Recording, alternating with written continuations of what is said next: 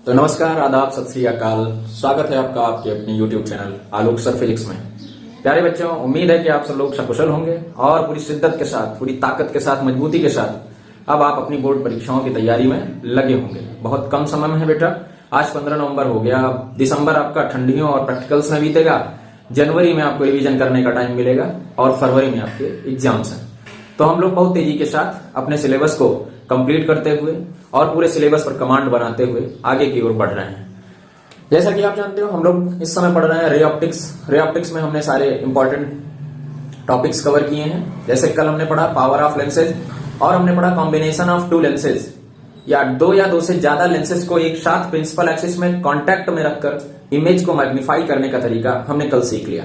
उससे हमने एक फॉर्मूला डिजाइन किया था, P is equals to 1/f under root 1 μ2 ब्रैकेट में 1 μ2 माइनस 1 अंदर 1/r1 माइनस 1/r2। तो this is your power formula.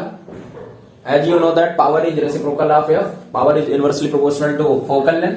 तो इस तरह से हमने पावर का दूसरा भी फार्मूला डिजाइन किया था, P is equal to P1 plus P2। इस तरीके से हमने इफेक्टिव फोकल लेंथ डिजाइन करी कल फार्मूला 1/f1 plus 1/f2.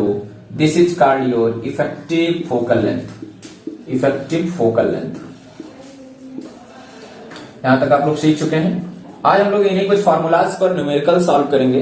कुछ न्यूमेरिकल्स जो आपके टेक्स्ट बुक के हैं, एनसीईआरटी के हैं, कुछ एडिशनल बुक के हैं, जो एग्जाम्स में आपकी पिछली परीक्षाओं में आ चुके हैं, उन पर हम अभ्यास करेंगे और इन सभी प्रश्नों को हल करने का प्रयास करेंगे।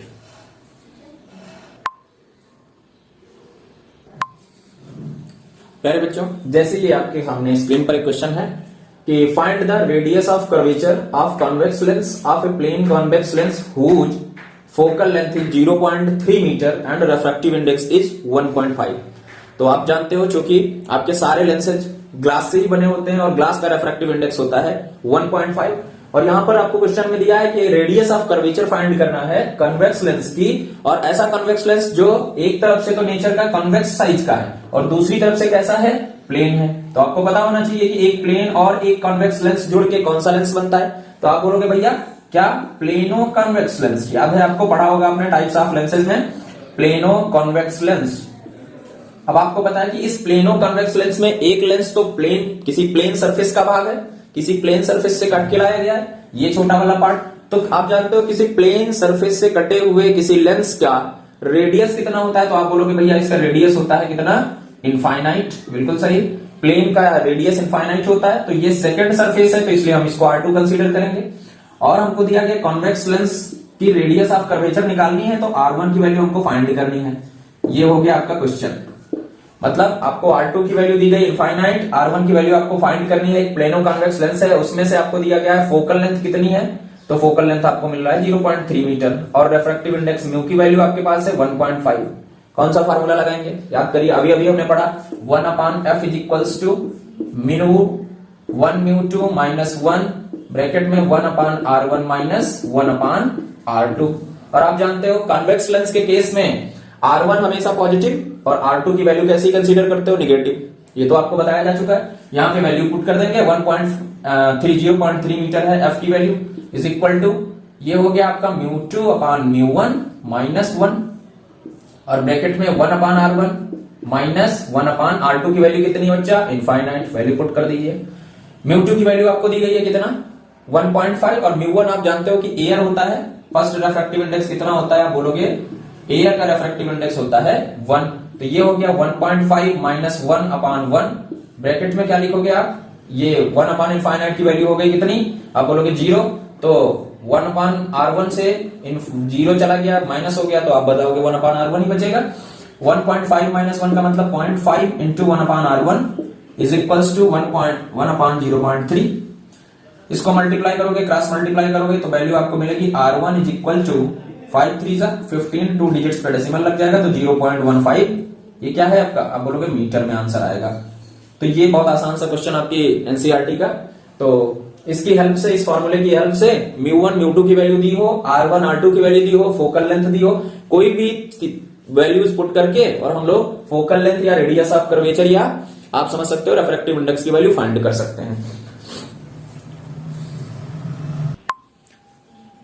तो बच्चों ये सेकंड क्वेश्चन जो आपको दिखाई दे रहा है, a convex lens made up of glass of refractive index 1.5 etch dipped in turn in. First case क्या है, ए मीडियम ऑफ रेफ्रैक्टिव इंडेक्स 1.65 और सेकंड केस दिया गया है मीडियम ऑफ रेफ्रैक्टिव इंडेक्स 1.33। इसका मतलब है कि एक का मीडियम जो है वो ग्लास के रेफ्रैक्टिव इंडेक्स से ज्यादा है और दूसरे का रेफ्रैक्टिव इंडेक्स क्या है आपका, आप समझ सकते हो कि ग्लास से कम है। ग्लास का होता है 1.5, तो पहला है 1.65 और दूसरा है 1.33। तो एक का पहली कंडीशन में है कि रेफ्रैक्टिव इंडेक्स ग्लास से ज्यादा है, मतलब कि कॉन्वेक्स लेंस के रेफ्रैक्टिव इंडेक्स से ज्यादा रेफ्रैक्टिव इंडेक्स के मीडियम में आपने किसी कॉन्वेक्स लेंस को डिप किया हुआ है। उस केस में आप बताइए कि वो कॉन्वेक्स लेंस जो कि उस रेफ्रैक्टिव इंडेक्स में डिप किया हुआ है वो कन्वर्जिंग नेचर का है या डाइवर्जिंग नेचर का बिहेव कर रहा है। और दूसरी कंडीशन है कि a medium of mu is equal to 1.33 का मतलब आप समझ सकते हो रेफ्रैक्टिव इंडेक्स 1.33 मतलब वाटर। और अगर हमने कॉन्वेक्स लेंस को वाटर में डिप किया हुआ है तो वो बताइए कन्वर्जिंग जैसा बिहेव करेगा या डाइवर्जिंग जैसा। ये क्वेश्चन है आपके सामने। तो ऐसे कंसीडर करते हैं कि आपने किसी पॉट में किसी कॉन्वेक्स लेंस को आपने डिप कर रखा है भैया। ये आपके पॉट में एक मीडियम है रेफ्रैक्टिव इंडेक्स जिसका है फर्स्ट केस में 1.65 और सेकंड केस में क्या है भैया 1.33। इसका मतलब फर्स्ट केस में 1.65 वो जो है वो ग्लास के रेफ्रैक्टिव इंडेक्स से ज्यादा है, 1.5 से ज्यादा है रेफ्रैक्टिव इंडेक्स से। तो फर्स्ट केस में कैसा बिहेव करेगा ये कन्वेक्स लेंस। और दूसरी बात है कि अगर ये वाटर में डिप किया हुआ है तो ये कैसा बिहेव करेगा। तो एक जानकारी के लिए आपको बताया जाए कि जिस भी कन्वेक्स या कॉन्केव लेंस को हम अगर उसके रेफ्रैक्टिव इंडेक्स से ज्यादा रेफ्रैक्टिव इंडेक्स वाले मीडियम में डिप करते हैं तो उसका नेचर चेंज हो जाता है। क्या मतलब है इस बात का? इस बात का सीधा सा मतलब है कि अगर हमने इस कन्वेक्स लेंस को जिस भी मीडियम में डिप किया हुआ है उसका रेफ्रैक्टिव इंडेक्स अगर 1.5 से ज्यादा है तो भैया ये वाला कन्वेक्स लेंस जो है वो कॉन्केव जैसा बिहेव करेगा। और अगर ये कॉन्केव लेंस है तो फिर ये कैसा बिहेव करेगा, आप बोलोगे कॉन्वेक्स लेंस जैसा। और अगर इसका रेफ्रैक्टिव इंडेक्स 1.5 है और इसको हमने इससे कम वाले रेफ्रैक्टिव इंडेक्स के मीडियम में डिप करा है तो ये अपने जैसा ही बिहेव करेगा। मतलब अगर कन्वेक्स है तो कन्वेक्स जैसा और कॉन्केव है तो कॉन्केव जैसा।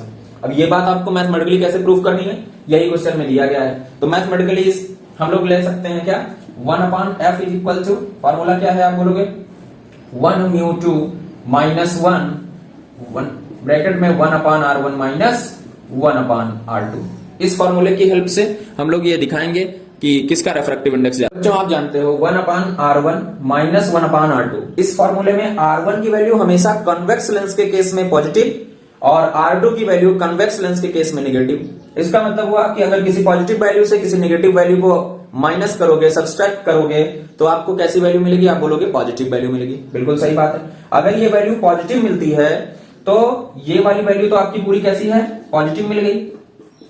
तो हमारा फोकल लेंथ डिपेंड किस पर कर रहा है, तो आप बोलोगे 1 μ2 पर। इसका मतलब क्या हुआ μ2/μ1 पर डिपेंड कर रहा है। अब देखिए जरा यहां ध्यान देने वाली बात यह है कि μ2 की वैल्यू तो कांस्टेंट है, 1.5 ही है कन्वेक्स लेंस के केस में। और अगर μ2 की वैल्यू आपकी जो है वो कांस्टेंट है तो चेंज कौन हो रहा है, μ1।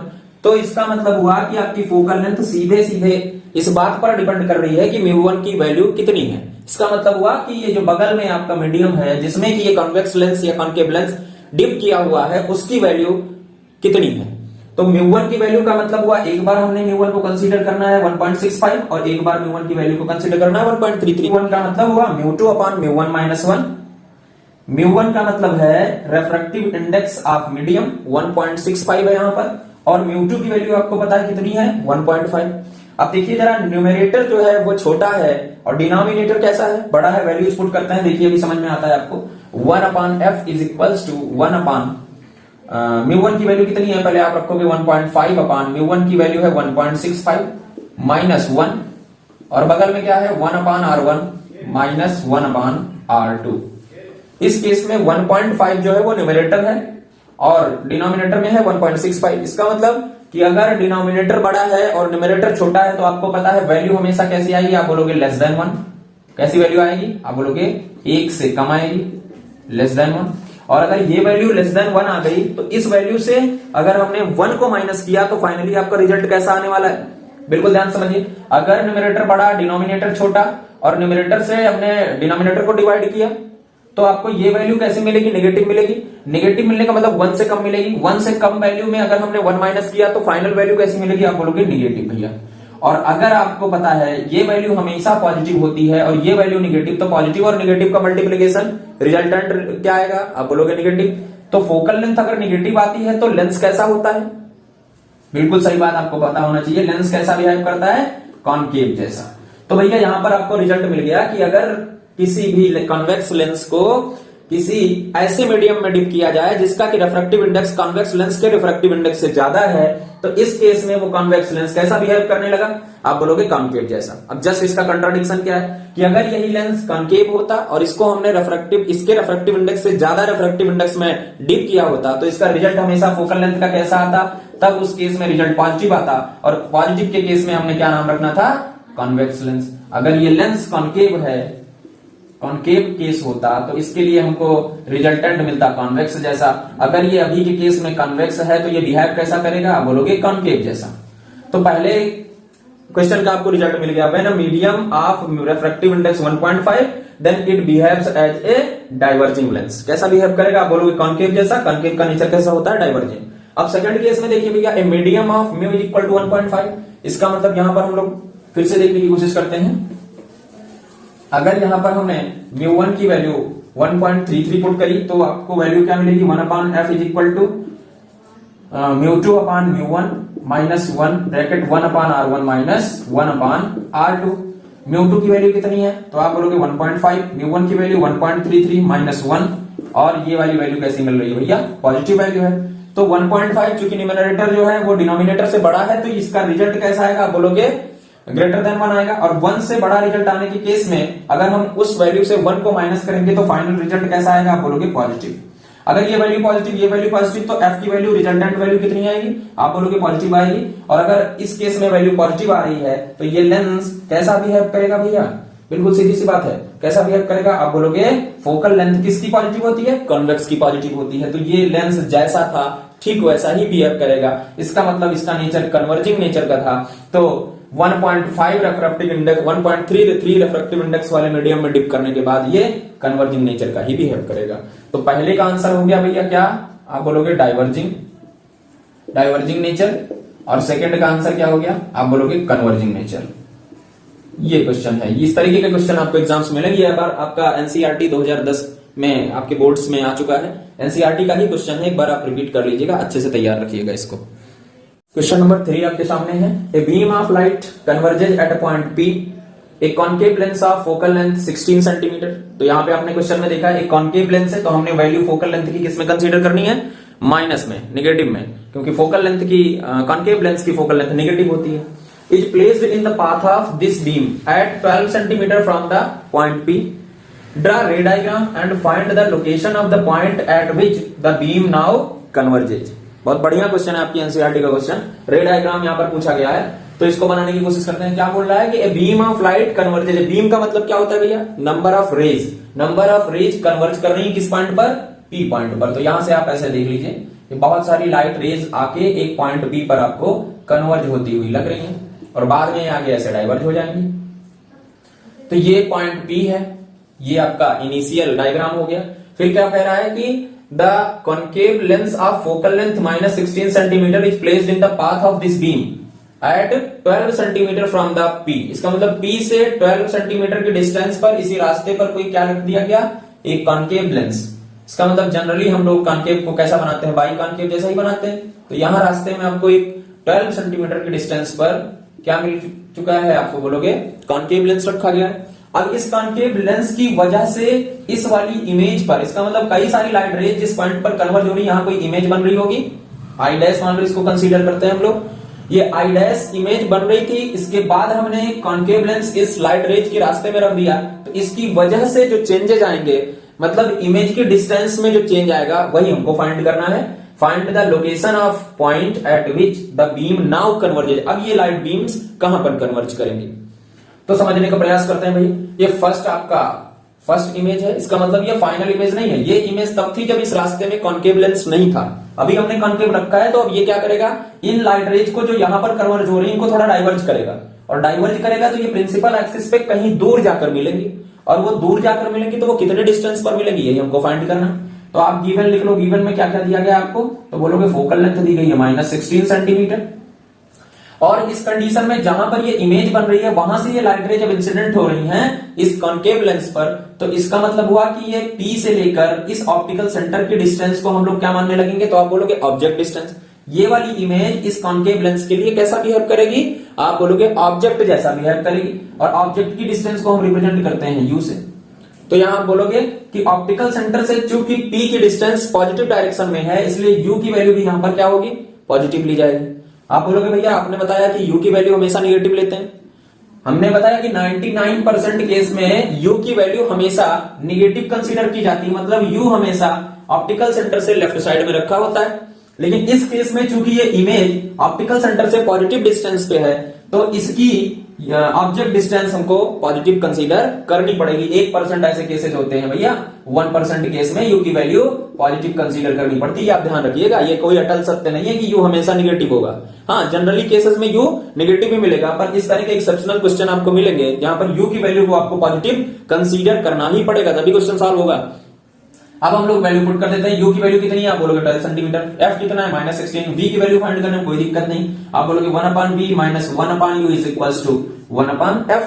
अब 1/V की वैल्यू फाइंड करनी है तो 1/U को राइट में भेज दो, 1/F प्लस 1/U, कोई दिक्कत नहीं है। वैल्यूज पुट करो, 1/V is equal to 1/F की वैल्यू है -16 प्लस, और U की वैल्यू कितनी है, आप बोलोगे 12, और 16 और 12 का एलसीएम कितना होगा, बोलोगे आप 48 होगा। तो इसका ऊपर क्या होगा, 16 3 जा तो -3 और 12 4 जा तो यहाँ पे +4।